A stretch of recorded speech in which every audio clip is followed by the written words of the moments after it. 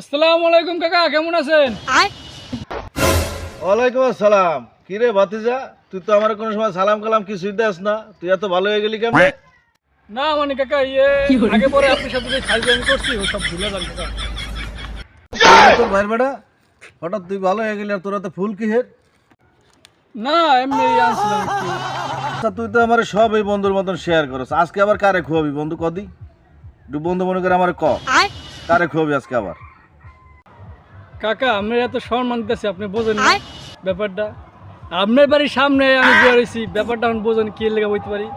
কাকা মূলত আপনার মেয়ে নুরসাদ আছে না, ওরা আমি খুব পছন্দ করি।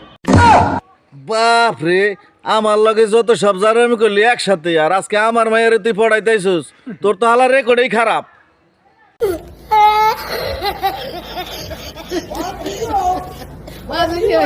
Oh my God.